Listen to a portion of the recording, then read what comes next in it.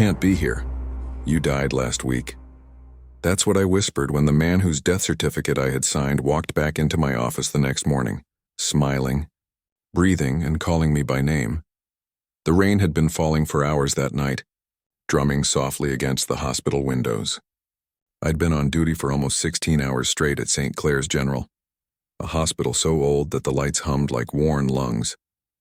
Around 10:40 p.m., the triage nurse called me. "Dr. Evan Rhodes, new patient for you. Chest pain. 62. Name's Ethan Cole." He walked in without help, his coat dripping, eyes calm. Before I could introduce myself, he smiled. "You're Dr. Rhodes," he said. "I've been waiting for you." I glanced at his file, no prior record, first admission. "You've never been here before." "Not in this life," he said quietly. I chalked it up to confusion and began the usual workup. His vitals were steady, almost too steady. When I asked about medication, he replied, "I take what I'm given." "You'll give me the right one, won't you?" His tone made me pause. I told myself fatigue was playing tricks on me. At 3 a.m., my pager screamed, "Code Blue, room 214, Ethan Cole." We rushed in. There was no sign of a pulse or breath. After 1, 2, and 3 shocks, he remained motionless. At 3:46 a.m., I pronounced him dead. He looked peaceful, as if he had chosen it. I signed the certificate, ordered transport to the morgue, and told the nurse to lock the file. Another night. Another ending. 2 nights later, the rain returned, and I was finishing paperwork in my office when the door opened without a knock. Ethan Cole stood there, alive, dry, smiling. "Evening, doctor," he said. "Long night?" My mouth went dry. "Mr. Cole, that's impossible," he chuckled. "Death isn't as permanent as you think." I reached for the phone, dead tone. Pressed the intercom, only static. He stepped closer. "You don't remember, do you?" "What are you talking about?" "The promise you made," he said. "You said you wouldn't leave me alone at the end. I stayed until you flatlined." "Exactly." The monitor beside my desk flickered to life on its own, displaying a steady heartbeat. Beep, beep, beep. I turned it off. It came back. Ethan's eyes gleamed in the green glow. "Still working," he murmured. He motioned toward the hallway. "Come. There's something you need to see." I followed him, even though every instinct screamed at me not to. The corridors of St. Clair's felt hollow, the kind of silence that listens back. The lights buzzed overhead, each one blinking as we passed. At the end of the hall stood an elevator I'd never seen before, its button panel glowing softly. Beneath 4 was another number, 5. "There's no 5th floor," I said. "There is tonight." The doors opened. A blast of cold air hit my face, thick with the scent of antiseptic and damp concrete. Inside were rusted beds and cracked tiles. I stepped out and saw faded signs, intensive care, Wing E. But there was no Wing E on any hospital blueprint I knew.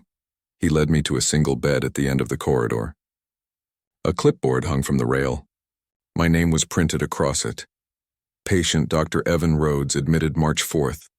Diagnosis: cardiac arrest. I felt my pulse stutter.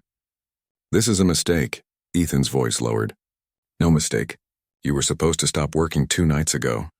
Pain spread through my chest, sharp, electric. I stumbled, grabbing the bed rail. He reached out and steadied me, his hand colder than metal. "Breathe," he said. "You'll understand soon." The monitor beside the bed came alive, the flat line rising into rhythm. Beep, beep, beep. The sound grew louder until it filled the room. My knees gave out and everything went black. When I opened my eyes, I was lying on a couch in the staff lounge, a blanket over me and an IV in my arm. Nurse Hannah looked relieved. "Doctor, you collapsed in the hallway. You scared everyone." I sat up fast. "Where's Ethan Cole?" She frowned. "Who?" "The patient from room 214. She checked her clipboard. "Room 214's been empty for months. I searched the hospital records myself. No Ethan Cole. No file, no certificate, nothing. But when I opened my locker, a white hospital wristband sat on my folded scrubs. The name printed on it was his. Sleep deserted me after that. Whenever it rained, the rhythm of the drops matched the sound of a monitor. Beep, beep, beep. Some nights my pager, turned off, would vibrate once. Each time a single message glowed on the tiny screen. "Room 214, he's waiting." I tried to ignore it, but on my final night before resigning, I gave in. The ICU was dark and locked. Yet as I walked past room 214, I heard the faint electronic tone again. I pushed the door open. The bed was empty. The monitor was on. On the patient ID display, it read, Dr. Evan Rhodes. I switched it off. It turned itself back on. Behind me, a voice whispered close to my ear. Ethan's voice. Don't leave your patients alone. Doctor? I turned. Nothing. The sound of a steady heartbeat echoed in the darkness. Months later, I moved away. But storms still bring it back. Whenever lightning flashes, I see the outline of St. Clair's on the horizon, and the fifth-floor window glows for a heartbeat before fading. At home, when the rain grows heavy, my living room lights flicker 3 times, the same number of shocks I gave him. And sometimes, in the reflection of the glass, I catch a glimpse of gray hair, pale blue eyes, and a faint, familiar smile. If you ever find yourself alone in a hospital corridor after midnight and hear a monitor beeping from an empty room, keep walking. Some patients never really check out.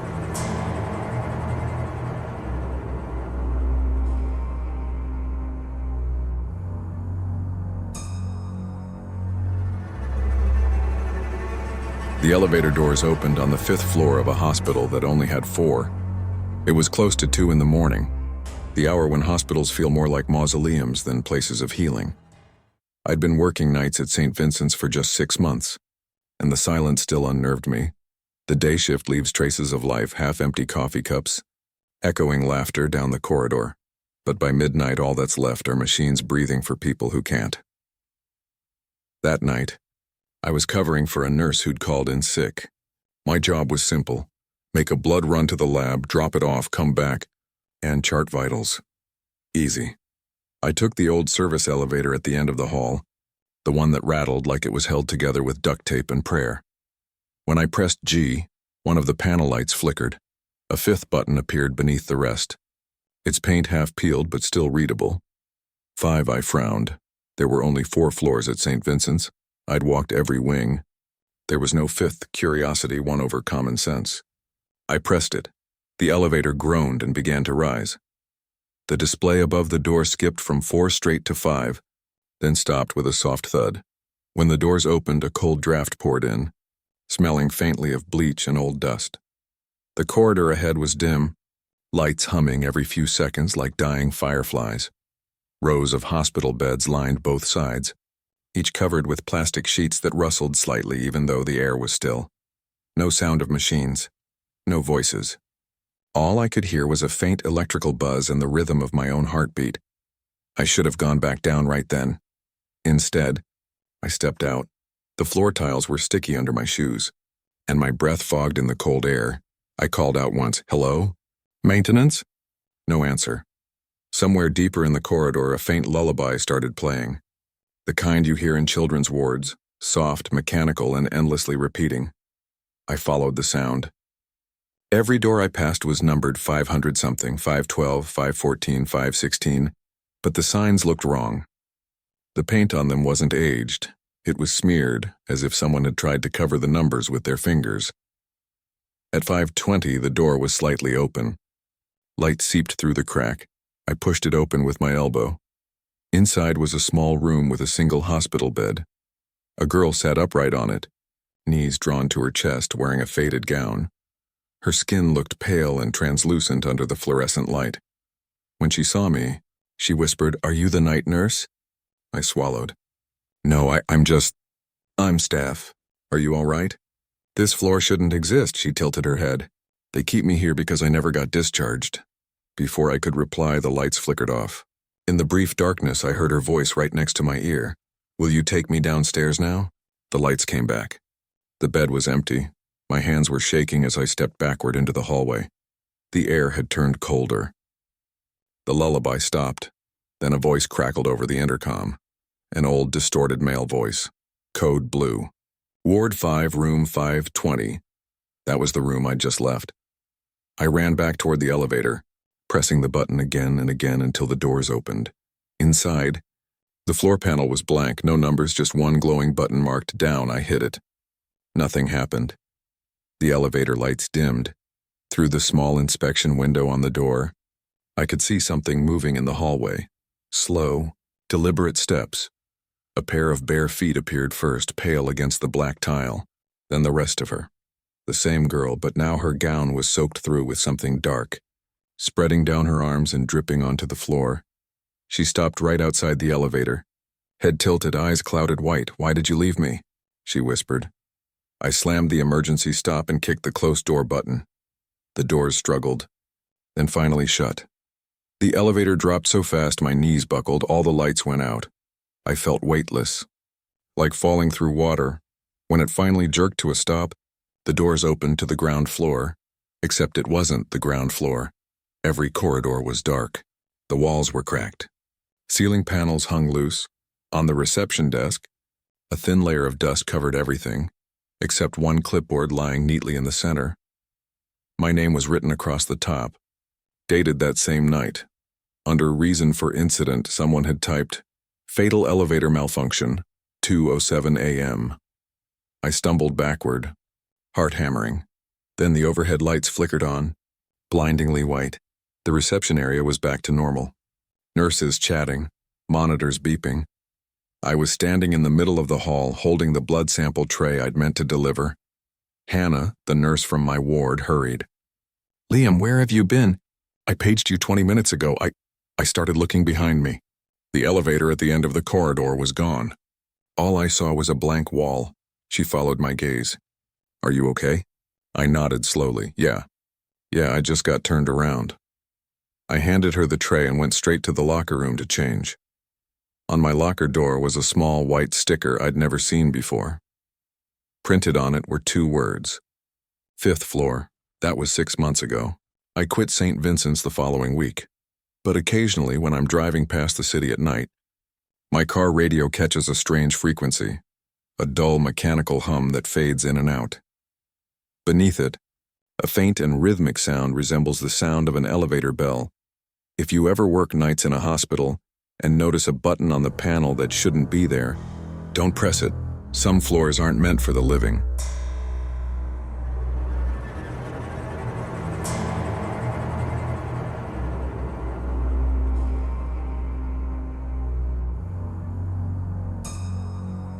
I used to believe that the most frightening aspect of night shifts was falling asleep at the wheel, until the deceased began reporting for duty as well.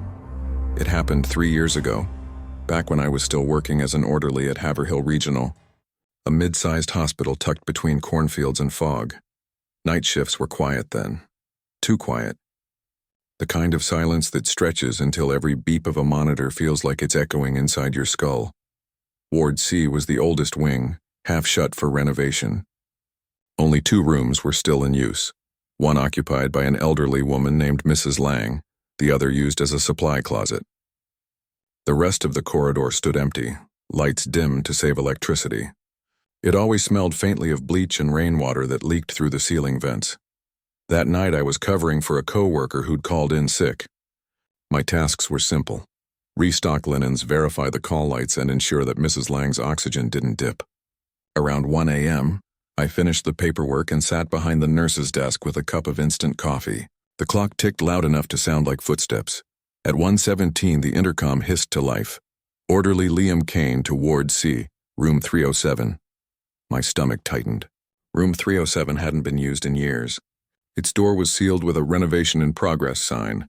I picked up the phone to verify, but the line was dead. The lights above me flickered once, then steadied. Curiosity, or maybe duty, pulled me down the corridor. The hum of fluorescent bulbs followed me like an electronic whisper.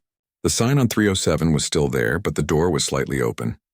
The smell of antiseptic mixed with something sweet, like flowers left too long in water. I pushed the door wider. Inside, a bed stood neatly made, sheets crisp white. The monitor beside it was on, displaying a steady heartbeat, though nothing was connected. And on the pillow lay a hospital bracelet, plastic, cracked, and with the name faded except for the first letter, L. Behind me, the door clicked shut. I turned fast. A man stood by the sink, his back to me, wearing scrubs the color our staff hadn't used in a decade, dark navy with a white stripe across the sleeve. "You shouldn't be here," he said without turning. "I got a call," I managed. "They said room 307. He turned slowly, face pale under the fluorescent light. His ID badge swung from his pocket. It read Kane L. Orderly, my name. He smiled, and for a second I thought maybe this was some sick joke from the ER crew. Then he spoke again with the same voice as mine, only older. You forgot to clock out. The monitor's beep sped up, wild and erratic. My chest tightened like someone had wrapped cold hands around my ribs. I stumbled back and hit the crash cart. The sound startled me enough to run. When I burst out into the hall, the corridor lights had dimmed to a faint orange. All along the walls, the patient room doors stood open. Every bed inside was occupied. Figures lying still under white sheets, each with a monitor showing my heartbeat. I sprinted to the nurse's station. The clock read 3:12 a.m. I could have sworn only minutes had passed. My coffee sat cold and untouched. I grabbed the phone again. This time the line worked, but all I heard on the other end was breathing. Then the voice. You left 307 open. The lights in the hall went out one by one. I could see the faint glow of the exit sign ahead, maybe 20 meters away. As I ran toward it, something moved in the dark behind me, bare feet slapping wet tile. I didn't look back. When I reached the stairwell, the metal door wouldn't budge. I hit it again and again until it finally gave way. The stairwell beyond was pitch black. But halfway down, another door opened on its own, spilling pale light across the steps. The plaque on it read, Morgue. I hesitated, heart pounding so hard it hurt. The footsteps behind me stopped. Then the voice, my voice, came from below. You're late for turnover. I ran up instead of down, burst through a side door, and found myself back in Ward C. Only now everything looked new. Fresh paint, bright lights, and monitors chirping softly. Nurses walked past me, chatting. I recognized none of them. A man in a lab coat stopped me. Are you all right, sir? I work here, I said, pointing at my badge. He glanced at it and frowned. We haven't had anyone by that name for years. He guided me to the security desk. The guard pulled up an old employee roster, scrolled, and then turned the screen toward me. Liam Kane, deceased, October 12th, 2017. My throat went dry. That's today, I whispered. The guard blinked.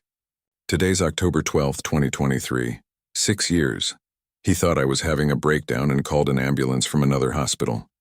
I walked out before they could strap me to a stretcher. The night air hit like ice. The parking lot was empty except for one ambulance idling under the lamp. On its side, the hospital logo was half peeled, letters fading into rust. I could see a shape through the rear window, wrapped in a white sheet and resting on a stretcher. A plastic wristband peeked out, L. Kane. When I blinked, the ambulance was gone. They reopened Ward C last year. Fresh paint, new equipment, new staff. But every so often at 1:17 a.m., the intercom still calls for me by name. The new orderlies joke that the system's haunted. They don't know how right they are. If you ever hear your name over a hospital intercom, don't answer. It might not be calling for the living.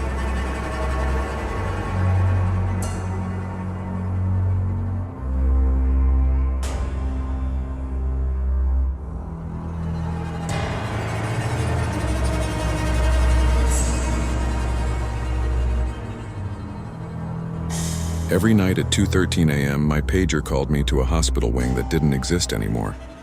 I worked as a resident physician at Midland City Hospital, a concrete block from the 1970s with more ghosts in its wiring than anyone cared to admit. Ward D had been shut down after a fire, asbestos contamination, broken wiring, the usual excuses. The floor was sealed off.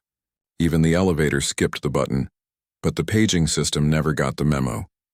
The first time it happened, I was charting labs when my pager buzzed. Dr. Noah Pierce, Ward D. Room 412, I laughed, assuming a prank. Ward D had been closed for years. I ignored it. 2 minutes later, the same message appears.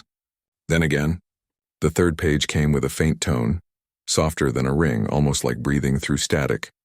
I decided to check the system myself. The hallway lights were dimmed for night mode, the air heavy with disinfectant, and rain pressed against the windows. Security had taped plastic over the fire-damaged double doors of Ward D, but one corner had peeled loose. A draft slipped through, carrying the smell of smoke that never really goes away. I shouldn't have gone in, but curiosity is an occupational hazard in medicine. We can't leave things unexplained. Inside was darkness layered over old dust. My flashlight beam shook slightly in my hand. Burn marks crawled up the walls. The air was colder than the rest of the hospital, like the air conditioning was never turned off down here.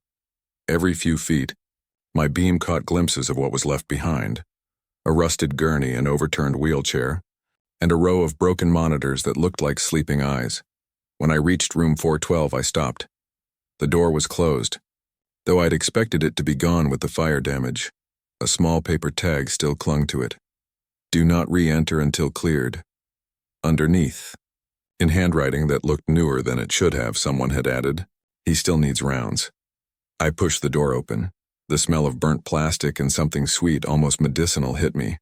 A hospital bed sat in the center of the room, sheets half charred but neatly arranged. Beside it, the monitor clicked to life, a green light tracing a slow, weak pulse. Then a voice whispered from the corner, "Dr. Pierce." We lost her again. I swung the flashlight toward the sound. A nurse stood there, pale and still, wearing a uniform style the hospital hadn't used since the 1970s. A white dress, cap, and red cross stitched by hand. Her badge read S. Holloway. She held a chart against her chest and smiled faintly. "You finally came," she said. My throat felt tight. "This wing's been closed for years," she nodded. "Not for all of us," she handed me the chart.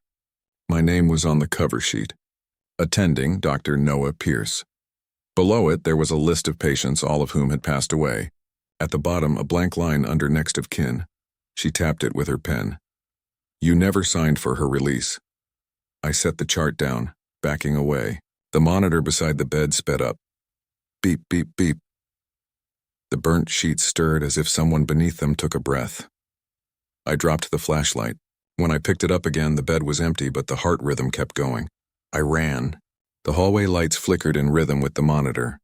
Each flash revealed a nurse standing at every doorway, motionless, eyes following me. By the time I reached the stairwell, the pager on my belt buzzed again. Code blue, Ward D, room 412. I tore it off and threw it down the stairs. The sound echoed far longer than it should have. When I burst onto the main floor, the night shift clerk looked up from her station. "Doctor, are you okay? You're pale." I told her the paging system was malfunctioning again. She frowned. "Paging system? That line's been dead since the fire. They removed the wiring last month." She offered to call security. I asked her not to bother. I just wanted coffee, something normal. But while I stood waiting for the machine to brew, my reflection in the vending machine glass wasn't alone. Behind me stood the nurse, smiling faintly, holding out that same chart. I turned around, nothing. Just the empty corridor and the hum of fluorescent light. I went home at dawn, telling myself exhaustion had painted hallucinations in the dark. But when I emptied my pocket, the pager I'd thrown down the stairwell was sitting inside, screen cracked, still displaying one message: round incomplete. The next night, I refused to work alone. I asked another resident, Mark, to join me for rounds. At 2:13 a.m., both our pagers went off simultaneously. Same message, same room. He laughed nervously. "Someone's messing with you." We went together to the old doors of Ward D. The tape was gone. The doors stood wide open. Mark looked at me. "Are you sure this is safe?" I nodded, though I wasn't. We stepped inside. The hallway was spotless and freshly lit. The burned paint and ash were gone, replaced by polished tile. Machines hummed softly. Patients filled the rooms. Every bed occupied. A woman in a blue gown waved from one of them, an IV line gleaming in her wrist. "Doctor," she said. "You made it," Mark whispered. Is this real?" Before I could answer, the smell of smoke returned. The lights flickered, and when they came back, all the beds were empty again. Mark was gone. I ran, calling his name. My voice echoed back, distorted, like another version of me screaming from down the corridor. When I finally stumbled through the exit, I was alone. Security and the day team searched the wing. They found nothing. No patients, no footprints, no Mark. The camera feed from that section showed static between 2:12 and 2:19 a.m. Thereafter, only a frame of me walking out dazed. Mark's file was wiped clean from the staff database. There is no record he'd ever been employed there.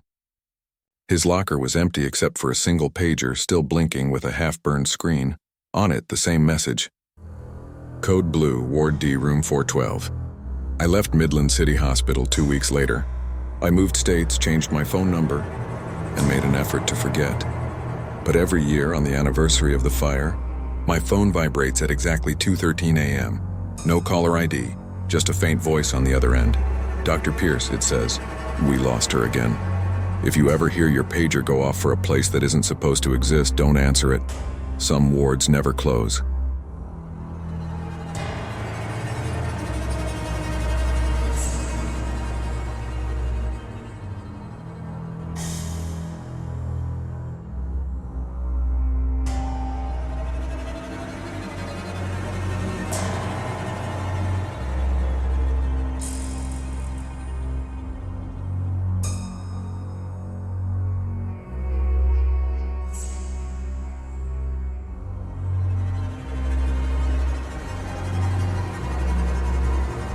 She was already zipped into the body bag when she opened her eyes and whispered my name. I was a final year medical student doing my pathology rotation at Eastbrook Teaching Hospital, the kind of building that still smelled faintly of formaldehyde and old paint no matter how many renovations they did. Most students dreaded the morgue, but I liked it. Down there it was quiet. No pagers, no families crying, just the steady hum of the refrigerators. That night I stayed late to finish labeling samples. The technician, Dr. Keene, was still around, humming tunelessly while filling out reports. He was a big man with heavy glasses and a calm voice that could make anything sound routine, even death. Just before midnight, the call came from the ER. One more body to tag. A middle-aged woman, car accident, declared dead on arrival. Keene groaned. "Go grab dinner, Liam," he said. "I'll start the paperwork," but I stayed. I wanted to see a full post-mortem from start to finish. It was supposed to be part of our final evaluation. He shrugged and wheeled in the stretcher. The woman lay beneath the black bag with a small frame, silver ring still on her finger. The tag read Lydia Vaughn, 43. When he unzipped the bag, her face was startlingly intact. No blood, no bruises, just a thin line of glass cut across her forehead. I remember thinking she looked more asleep than dead. Keene began the preliminary notes while I prepped instruments. The fluorescent lights buzzed above, steady and white. Then the monitor that tracked room temperature beeped once, an odd, high-pitched tone we'd never heard before. Keene frowned and unplugged it. The sound didn't stop. It shifted, softening into a rhythm. Beep. Beep, beep, is that? I started, he waved it off. Faulty sensor. Still, I couldn't stop staring at her chest. I swore it moved just slightly like fabric stirred by breath. "Dr. Keene," I said, "I think he cut me off." Reflex, this occurs frequently. The muscles fire after death. He picked up the scalpel. "Watch closely." The blade touched skin and her hand twitched. We both froze. A second later, her fingers curled into a fist. Then her eyelids fluttered open, pupils glassy and unfocused. She mouthed something. She spoke only one word. My name. Keene dropped the scalpel. "What the hell?" I grabbed for the monitor, trying to find a pulse. There it was. The pulse was faint and erratic, but it was there. "She's alive," I shouted. "Call upstairs." He didn't move. He just stared at her, expression unreadable. "Doctor," I yelled again. He looked at me slowly, almost sadly. "Not yet." Before I could react, he pulled the bag up over her face and pressed down hard on the zipper. The sound of it sliding shut was louder than anything I'd ever heard. I lunged at him, knocked his arm away, and ripped the zipper back down. But she was still. Her eyes half open, no pulse this time. Keene exhaled through his nose, calm again. "Reflex," he said softly. "Now let's finish." My hands shook so badly I couldn't hold the instruments. I backed away, muttering that I'd get help. He didn't stop me. I ran up 2 flights of stairs to the security desk, shouting for someone to come. By the time we returned with 2 orderlies, the morgue was silent. The table was clean. The body is gone. Keene was writing in the logbook like nothing had happened. He smiled when he saw me. "Everything under control." False alarm. The orderlies glanced at each other, unsure. One asked where the body was. "In cold storage," Keene replied. "Drawer 12. They opened drawer 12, empty." The security guard looked irritated. "You're wasting time, doctor." Keene just shrugged. Then perhaps she walked out. They filed a report, but nothing came of it. There was no CCTV coverage in that part of the basement. ER records later showed that Lydia Vaughn had been transferred to the morgue at 11:47 p.m., and no one had ever signed for her release. The next morning, Keene didn't show up. His office was locked, desk cleared out, and badge deactivated. Administration said he'd taken an emergency leave. They found his car 2 weeks later abandoned near the old quarry, keys still in the ignition. I tried to forget. I really did. But the nightmares wouldn't stop. I kept seeing that bag, hearing that zipper and feeling her breath on my wrist. 3 months later, while on another rotation, I got a package in my hospital mailbox. No return address. Inside was a single photograph, an autopsy table, blood-stained, with a body under a sheet. The tag on the toe read Liam Kane, my name. I reported it to campus security. They laughed and thought it was a prank. I burned the photo that night, but the smell lingered in my apartment for days. Formalin and something sweet like lilies. Last winter, I finally returned to Eastbrook for a conference. Out of curiosity or stupidity, I went down to the basement. The morgue door was padlocked, lights off. I was about to leave when I noticed a small metal plaque bolted beside the door. It listed the pathology staff, including one new name I didn't recognize, Dr. L. Vaughn, chief technician. The next day, I asked one of the current residents about her. "Oh, Dr. Vaughn," he said. "She's quiet and works nights only. Real old school. Keeps the place spotless," he laughed. "Rumor says she used to be a patient here." That night I dreamed I was back in the morgue. The lights flickered and she was standing by the table, hair tied back, eyes open but empty. Her hands moved in slow, practiced motions as she laid out scalpels. When she looked up, her mouth curved into that same faint smile. "Your turn," she said. I woke gasping, convinced I could still smell disinfectant. My phone vibrated on the nightstand. "Unknown number," I answered. A woman's voice whispered, "You never finished the report." Then the line went dead. I've changed hospitals twice since then. I have moved to a different state, received a new ID badge, and started a new shift schedule. But sometimes, late at night, a familiar chemical scent creeps into the hallway outside my on-call room. And once, when I passed the pathology lab, I saw a woman inside wearing gloves, a silver ring flashing under the light. She turned toward me, and I realized she was smiling with my reflection caught in her eyes. If you ever work near the morgue and think you hear a zipper moving when no one's there, don't look for it. Some autopsies never end.